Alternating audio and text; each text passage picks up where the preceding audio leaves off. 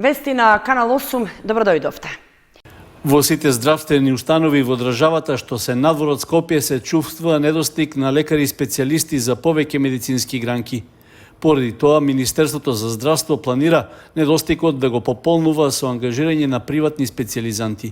Се работи за стратегија за период од 2 години, со што треба да се пополнат местата кои повеќе години се упразнети. Исто така, на тој начин ќе се обезбедат подобри здравствени услуги и медицинска грижа за населението, истакна министерот за здравство Арбен Таравари.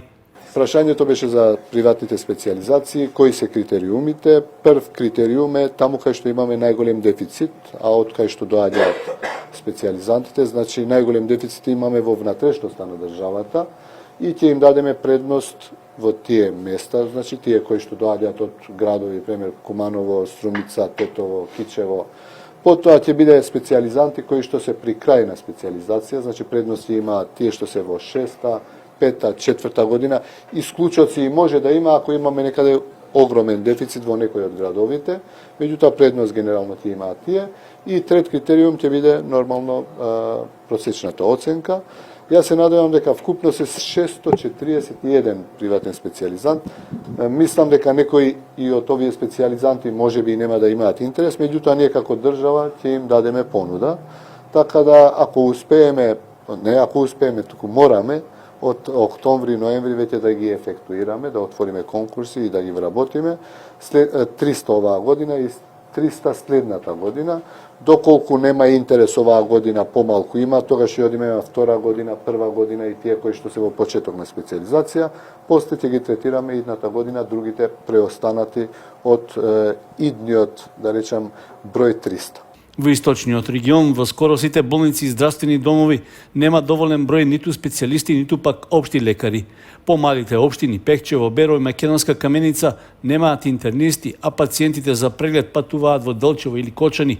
Исто така, општините во источниот регион се соочуваат и со недостиг од педиатри кои би се грижеле за здравјето на децата.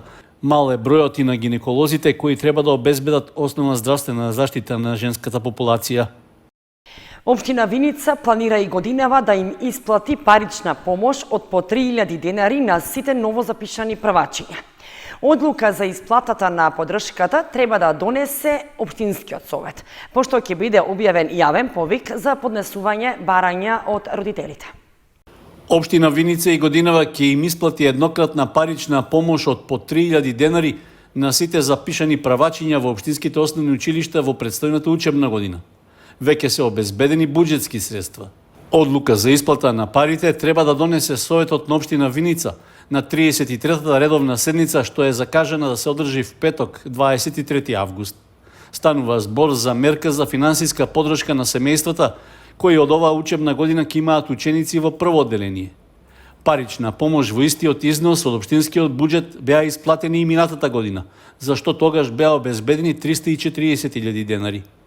Во образложението што лани го даде градоначалникот Миле Петков, беше истакнато дека со ребалансот се обезбедува еднократна парична помош за сите стотина правачиња во општината. При распределбата на финансиската поддршка беше распишан јавен повик за поднесување барања. Општината претходно изготви правилник за доделување на финансиската помош за учениците, пошто родителите на правачињата можеа да поднесат соодветна документација доколку ги исполнуваат условите. Иницијативата за доделување еднократна парична помош за учениците во прво одделение беше поднесена пред Советот на Општина Виница пред 2 години. Првата година не беа предвидени буџетски средства, поради што одлуката беше одложена за минатата учебна година.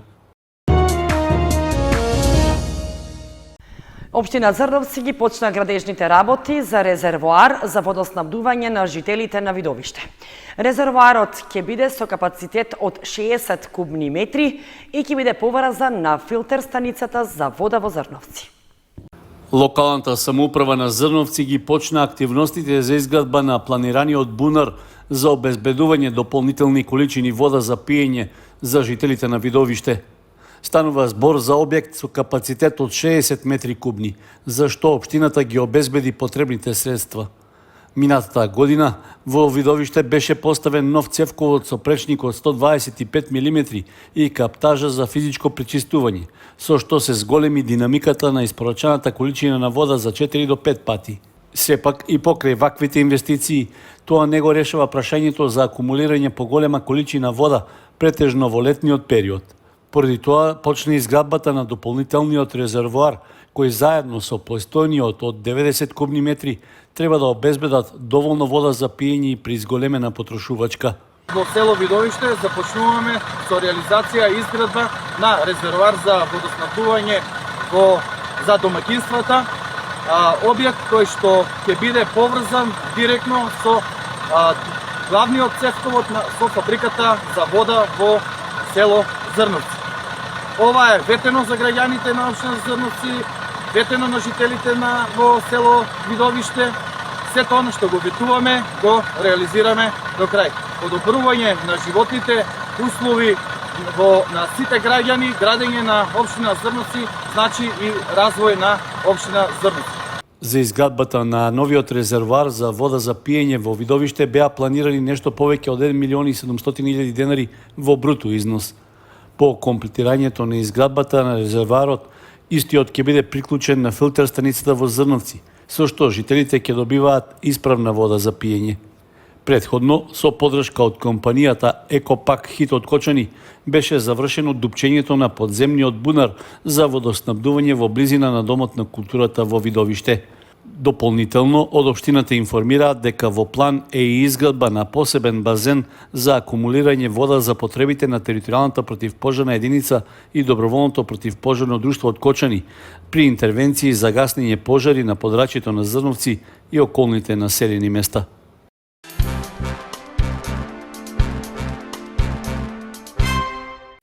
Основното училиште Страшо Пинџур од Соколарци го користи периодот на летниот распуст за да обезбеди енергенси за затоплување на училишните објекти. Во тек е постапка за набавка на дрвени пелети, откако минатата година беше инсталиран нов котел за парно грење и во подрачното училиште во Спанчево. Со јавниот повик за набавката што веќе тече, планирано е да се набават 20 тони пелети. Од нив по 10 тона за двата објекта во Соколарци и во Чешиново. Според техничката спецификација, количините треба да бидат доволни за затоплување во текот на предстојната учебна година. Испораката на дрвените пелети треба да се реализира во двата објекта во период од 30 дена по склучувањето на договорот со избраниот најповолен понудувач. Во моментот се уште тече периодот за поднесување на понудите, а крајниот рок за пријавување е до 26 август.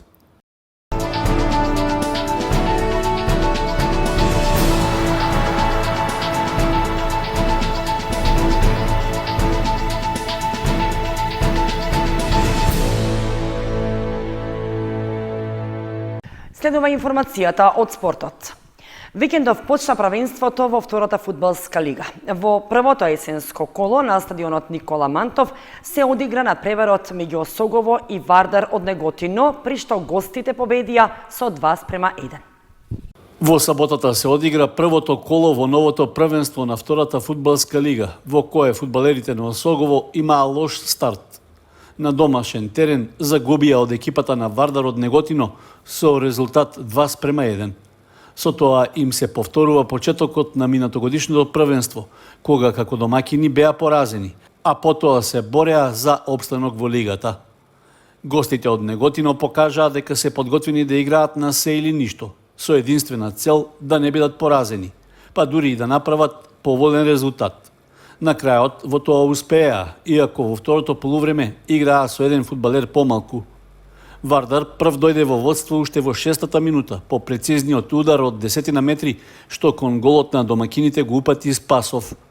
Изедначувањето дојде во 22-та минута со голот на Стојов, а до крајот на првото полувреме немаше промени на резултатот. Во вториот дел од надпреварот, гостите продолжија со нападите и играта на теренот се почесто се одвиваше на половината на Осогово. Упорноста на неготинчани вроди со плод во 64-та минута, откако по досудениот пенал Крстев беше сигурен во шутот и ја доведе својата екипа во водство 2:1, што се покаже и како конечен резултат. На домашните фудбалери не им беше доволно да изедначат ниту фактот што во последните 15 на минути од надпреварот играа со играч повеќе. Предходно, стрелецот на вториот гол за гостите беше исклучен, откако заработи втор жолт картон.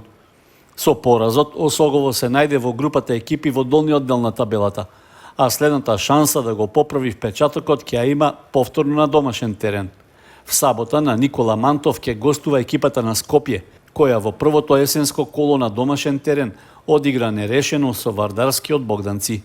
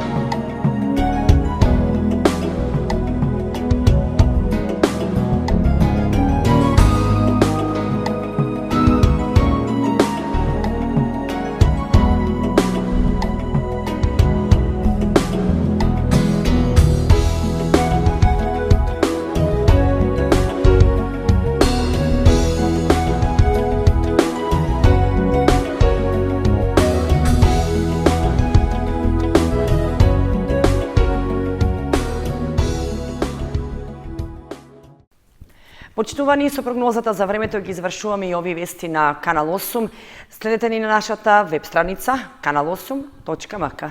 Довидување.